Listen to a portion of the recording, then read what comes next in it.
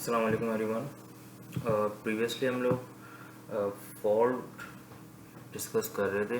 अगर हम previous video lecture की बात करें तो उसमें हमने फॉल्ट टाइप्स डिस्कस करी थी और एक बेसिक इंट्रोडक्शन लिया था अबाउट फॉल्ट्स।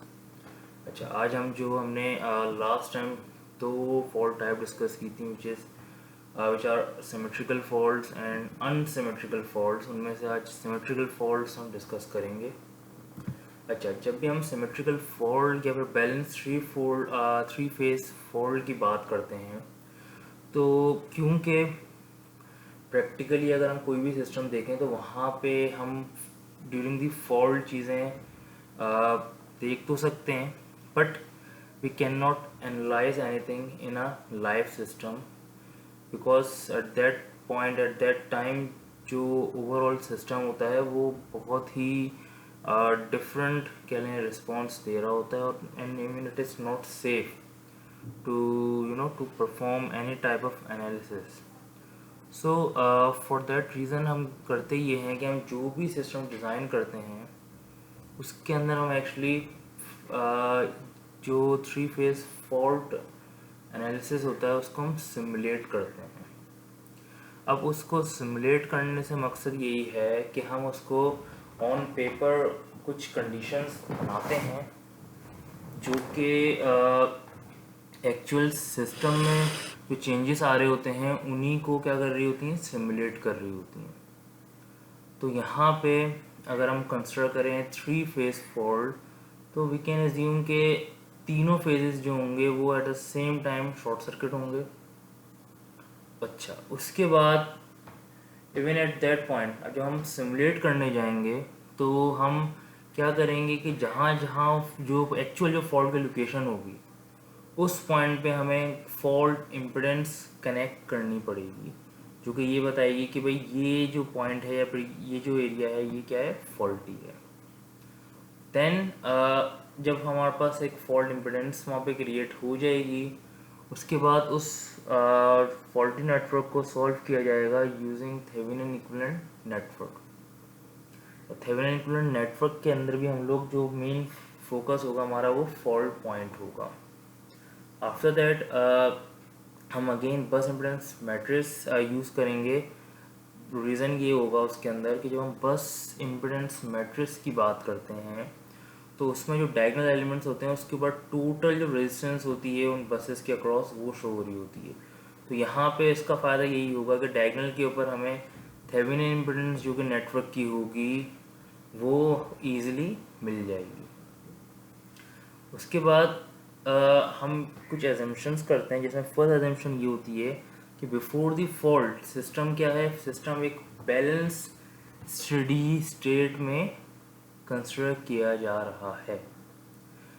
देन हम एज्यूम करते हैं यहाँ पे जो जनरेटर्स होते हैं उनको यूजिंग कांस्टेंट वोल्टेज सोर्सेज, और क्योंकि जनरेटर की अपनी कोई ना कोई इंटरनल रिएक्टेंस भी होती है तो हम यहाँ पे कांस्टेंट वोल्टेज सोर्स को कनेक्ट करते हैं विद अ सूटेबल रिएक्टेंस। और ये रिएक्टेंस हमारे पास क्योंकि फॉल्ट के टाइम पे डिफरेंट स्टेजेस आते हैं तो ये रिएक्टेंस जो है सब ट्रांजिएंट ट्रांजिएंट या फिर नॉर्मल रिएक्टेंस को रिप्रेजेंट कर रही होती है। देन अगर हम बात करें ट्रांसमिशन लाइंस की तो ट्रांसमिशन लाइंस हमारे पास यहाँ पे रिप्रेजेंट हो रही होती हैं यूजिंग पाई मॉडल, और जो भी बस इम्पिडेंसेस होती हैं वो कॉमन बस के थ्रू क्या हो रही होती हैं, रेफर की जा रही होती हैं। ये एक हमारे पास बेसिक कंडीशन है जो कि हम लोग फॉल्ट एनालिसिस के अंदर अप्लाई कर रहे होते हैं।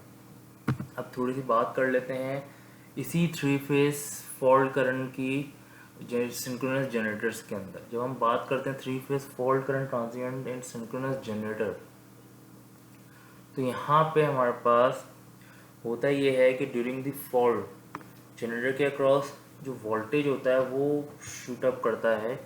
वो शूट अप इस वजह से करता है बिकॉज एक ट्रांजिएंट डीसी कंपोनेंट जो होता है वो उस एसी में ऐड कर जाता है फॉर अ वाइल ही सही, बट वो क्या करता है, वो उस एसी वैल्यू को क्या कर देता है, बहुत ज़्यादा बढ़ा देता है विद इन नो टाइम। इसी वजह से हम जब बात करते हैं फॉल्ट एनालिसिस की, तो हम यही कहते हैं कि बिफोर द फॉल्ट हम कहते हैं कि सिर्फ एसी वोल्टेज या करंट जो हैं वो क्या है, वो नेटवर्क में प्रेजेंट हैं, बट आफ्टर द फॉल्ट जैसे ही फॉल्ट अकर होता है एट दैट पॉइंट, क्योंकि हमारे पास ट्रांजिएंट जनरेट होती हैं, तो वो जो ट्रांजिएंट होते हैं वो कंसिस्ट करते हैं both AC and DC current पे। क्योंकि वो जो ट्रांजिएंट जो राइज एक आता है रैपिड हमारे पास वेव फॉर्म में, वो एसी नहीं इंक्रीज होती बल्कि उसमें एक डीसी कंपोनेंट ऐड हो जाता है जो कि रिस्पॉन्सिबल होता है उस इंक्रीज का। इसी तरह अब यहाँ पे जब फॉल्ट अकर होता है एट दैट पॉइंट हमारे पास एसी कंपोनेंट की अगर हम बात करें करंट के, तो वो एक लार्ज वैल्यू तक क्या होता है जंप कर ही आता है। बट अगर मैं ओवरऑल टोटल करंट की बात करूँगा तो वो बहुत इंस्टेंटली क्या होती है, चेंज नहीं होती, बिकॉज ऑफ सीरीज इंडक्टेंस जो कि हमारे किसी भी मशीन में कनेक्टेड होती हैं या इंटरनल होती हैं।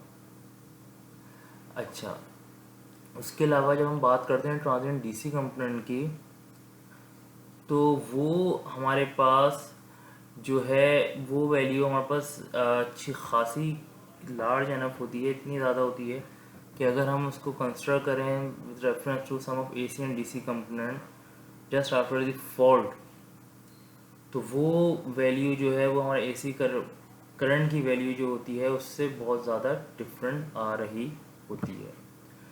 अब ये हमारे पास तीन डिफरेंट फेजेस के अंदर ट्रांजिएंट्स को रिप्रेजेंट करा हुआ है कि भाई नॉर्मल कंडीशन में जो phase A, phase B, phase C होते हैं, जिसमें क्या होते हैं, दे आर 120 डिग्री अपार्ट। तो अब यहाँ पे डीसी कंपोनेंट क्योंकि इनमें ऐड हो गया है, जिसकी वजह से अगर हम नोट करें तो ये वेव फॉर्म्स जो हैं ये थोड़ी सी चेंज हो गई हैं। We can see transients air and then एक स्पेसिफिक पीरियड के बाद ये क्या हो रही है, स्टेडी स्टेट की तरफ चल रही है। बट ये हमारे पास ट्रांजिएंट है और ये हमारे पास क्या है, डीसी कंपोनेंट है, जिसकी वजह से वेव फॉर्म क्या हो गई है, शिफ्ट हो गई है।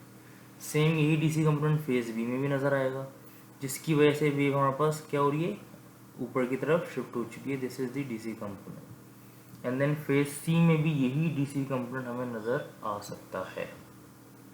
तो ये हमारे पास थ्री फेज फॉल्ट करंट के अंदर जो ट्रांजिएंट्स आते हैं ये उसको रिप्रेजेंट कर रहे हैं।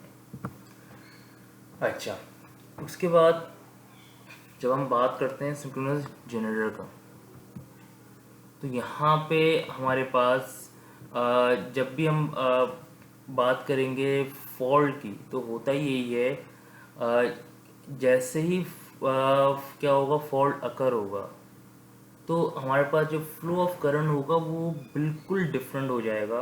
And again for a specific time वो करंट्स की वैल्यू बहुत हाई होगी एंड देन ग्रेजुअली वो क्या होगी, वैल्यू फॉल करती जाएगी। Because just after the fault अगर हम बात करें तो करंट बहुत मैक्सिमम बहुत हाई वैल्यू पे शूट कर जाता है। देन क्या होता है कि जब वो एक शूट जो ट्रांजिएंट होता है, जब वो ड्रॉप होता है, तो ग्रेजुअली करंट स्टेडी स्टेट की तरफ आ रहा होता है।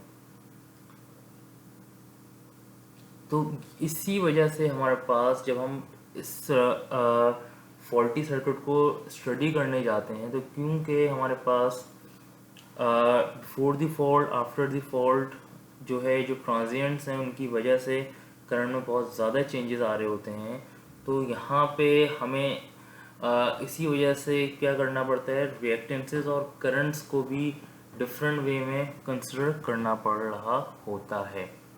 मीन्स दैट के जैसे ही फॉल्ट अकर होगा तो हमारे पास एक्चुअली तीन डिफरेंट टाइप्स के, कह सकते हैं डिफरेंट पीरियड्स हमारे पास अकर होंगे।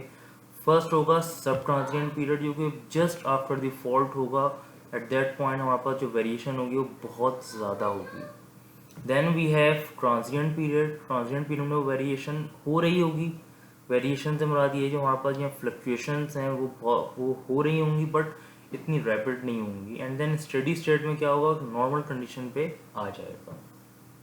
अब इन तीनों टाइम्स के अंदर हमारे पास जो रिएक्टेंसेस होंगे वो भी डिफरेंट होंगे। इट मीन्स हम उसको रिप्रेजेंट कर रहे होंगे सब ट्रांजिएंट रिएक्टेंस को एक्स डी डबल डैश से, ट्रांजिएंट रिएक्टेंस को हम प्रेजेंट कर रहे होंगे एक्स डी डैश से, और स्टेडी स्टेट रिएक्टेंस को हम रिप्रेजेंट करेंगे एक्स डी से।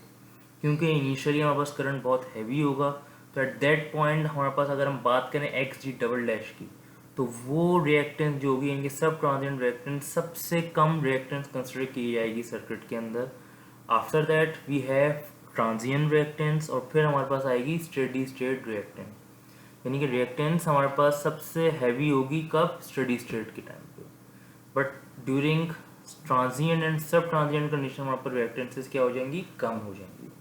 हम ये कह सकते हैं कि ड्यूरिंग सब ट्रांजिएंट रेजिस्टेंस की एक्स जी डैश की वैल्यू सबसे कम होगी।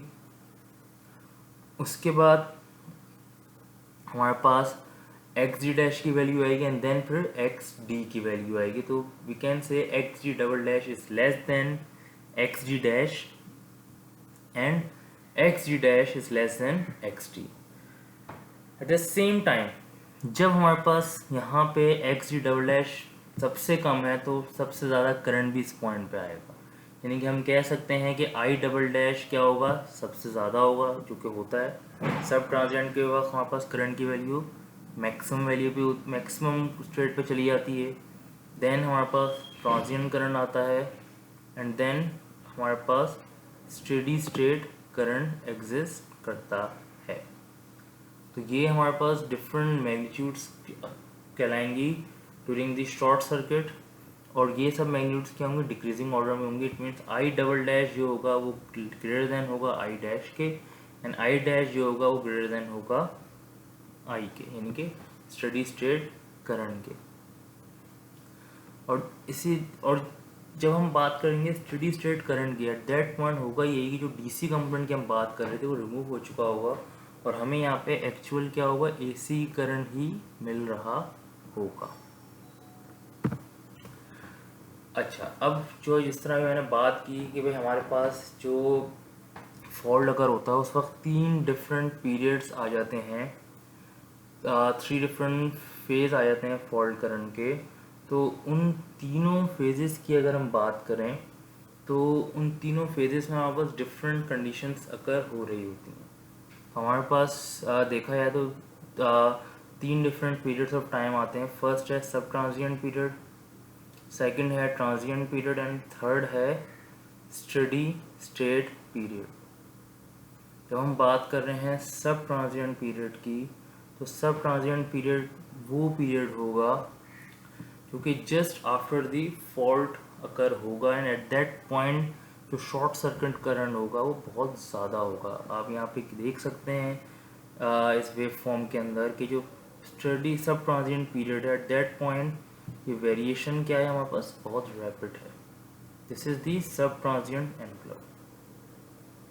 उसके बाद हमारे पास आ जाता है ट्रांजिएंट पीरियड। ट्रांजिएंट पीरियड में हमारे पास जो फ्लक्चुएशन है वो अभी भी अकर हो रही होगी, बिकॉज ये जो लाइन आप देख रहे हैं ये नॉर्मलाइज वैल्यू ऑफ करंट है। बट अगेन ट्रांजिएंट पीरियड के अंदर भी देख सकते हैं कि फ्लक्चुएशन हमें नज़र आ रही होगी। So this is the transient period. और जैसे कि बताया था कि एट दैट पॉइंट हमारे पास जो करंट होगा वो वो स्लोअर रेट पे क्या होगा, फॉल कर रहा होगा, कम हो रहा होगा। और उसके बाद हमारे पास आ जाएगा स्टेडी स्टेट पीरियड, जिसके अंदर हमारे पास करंट जो होगा वो बाय द टाइम क्या करेगा, स्टेडी वैल्यू की तरफ जाना स्टार्ट हो जाएगा, यानी कि जो एक्चुअल हमारे पास करंट था ये उसकी तरफ आ जाएगा। तो ये हमारे पास 3 different phases of fault current नज़र आ रहे हैं, जिसमें हमारे पास क्या क्या आ रहे हैं। 3 फेज फॉल्ट करंट में सब ट्रांजिएंट पीरियड आ रहा है, ट्रांजिएंट पीरियड आ रहा है, और फिर आ रहा है हमारे पास यहाँ पे स्टेडी स्टेट पीरियड। यानी कि हम जो भी न्यूमेरिकल सॉल्व करेंगे तो हमें ये तीनों पीरियड्स को कंसिडर करते हुए उसकी टाइमिंग, इसकी रिएक्टेंस और करंट फाइंड आउट करने पड़ेंगे। अच्छा, अब जब हम बात करते हैं कि भाई 3 फेज फॉल्ट करंट की, तो अगर 3 phase fault current let's say किसी जनरेटर में अकर होगा तो हम यहाँ पे जो 3 डिफरेंट पीरियड्स निकाले हैं उन्हीं पीरियड्स के हिसाब से करंट को भी कंसिडर करेंगे। यानी कि जो करंट फ्लो कर रहा होगा just after the fault during the sub transient period, उसको हम नाम देंगे सब ट्रांजिएंट करंट और it is represented by I double dash. Eight that point जो हमारे पास टाइम कंसिडर किया जाएगा सब ट्रांजिएंट करंट का, वो डिनोट हो रहा होगा टी डबल डैश से। ये जो करंट हमारे पास आई डबल डैश आ रहा होगा, that current could be 10 times greater than the steady state current. उसके बाद हमारे पास जो सेकंड पीरियड था वो था हमारे पास transient period. At that point जो करंट फ्लो कर रहा होगा उसको हम लोग नाम देंगे transient current, and it is denoted by I dash. जो टाइम कांस्टेंट होगा ट्रांजिएंट करंट का उसको रिप्रेजेंट किया जाएगा टी डैश से, और जो हमारे पास ट्रांजिएंट करंट होगा वो कह सकते हैं हम कि it could be 5 times higher than steady state fault current. और जब ये ट्रांजिएंट पीरियड ओवर हो जाएगा तो क्या होगा, हमारे पास फॉल्ट करंट जो है वो वापस स्टेडी स्टेट कंडीशन की तरफ आ जाएगा, और उस वक्त जो करंट आ रहा होगा उसको हम ISS का भी नाम देंगे, यानी स्टेडी स्टेट करंट। और ये करंट हमें मिल जाएगा easily by applying Ohm's law, ISS equal to E/XD। XD हमारे पास ट्रांजिएंट रिएक्टेंस है और E हमारे पास वोल्टेज है सिस्टम का। तो ये हमारे पास 3 phase fault current in generator के रेफरेंस से करंट और टाइम की रिप्रेजेंटेशन शो की गई है। आई होप इसमें कोई प्रॉब्लम नहीं होगी। देन हम अगर बात करें फॉल्ट करंट ट्रांजिएंट्स इन मशीन्स, तो हमारे पास जो भी हम जनरेटर की बात करते हैं तो क्योंकि हमारे पास डिफरेंट करंट्स क्या होंगे, डिफरेंट टाइम्स में जनरेट हो रहे होंगे, तो इसको इन टर्म ऑफ इक्वेशन भी हमें रिप्रेजेंट करना होगा। तो अगर मैं ये कहूँ कि अगर मुझे कंप्लीट करंट निकालना है, RMS मैग्नीट्यूड निकालनी है किसी फॉल्ट करंट की जो कि रेफरेंस टू टाइम चेंज हो रही होगी, तो वो रिप्रेजेंट होगी इस इक्वेशन से, जिसमें हमारे पास सब ट्रांजिएंट करंट और स्टेडी स्टेट करंट, ये तीनों करंट एग्जिस्ट कर रहे होंगे। क्योंकि जो यहाँ पे सब ट्रांजिएंट करंट में डीके आता है वो एक्सपोनेंशियल डीके होता है, इस वजह से यहाँ पे एक्सपोनेंशियल टर्म हमने यूज़ की हुई है, जिसका टाइम हमने जो यूज़ किया है वो टी डबल डैश और टी डैश यूज़ किया है। ये हमारे पास इक्वेशन है जो कि हम न्यूमेरिकल्स वगैरह में भी यूज़ कर रहे होंगे। अच्छा, उसके बाद अगर हम बात करें सब ट्रांजिएंट और ट्रांजिएंट रिएक्टेंसेस की, तो वो हमारे पास अगेन हम निकाल सकते हैं as a ratio of generated voltage to the sub transient and transient current components. तो एक्स डबल डैश जो होगी वो बराबर होगी EA/I double dash, and X dash बराबर होगी EA/I डैश। इसी तरह XS की अगर हम बात करेंगे स्टेडी स्टेट रिएक्टेंस की, तो वो होगी हमारे पास EA/IS, IS यानी कि स्टेडी स्टेट करंट। तो ये हमारे पास इसके डिफरेंट फार्मूलाज हैं जो कि जब हम न्यूमेरिकल्स कर रहे होंगे तो वहाँ पे ये फार्मूलाज यूज़ करने पड़ेंगे to find out X double dash, X dash and XS, क्योंकि ये हमारे पास रिएक्टेंसेस होंगी for sub transient period and steady state period. अब तक जो चीज़ें इसमें डिस्कस की हैं, इसके अंदर अगर कोई भी इशू हो, कोई भी क्वेश्चन हो, तो आप थ्रू ईमेल और ड्यूरिंग क्यूरी सेशन डिस्कस कर सकते हैं। इस वीडियो को यहीं तक अभी लिमिट करते हैं। इंशाल्लाह नेक्स्ट वीडियो में हम इसके न्यूमेरिकल डिस्कस करेंगे। Thank you.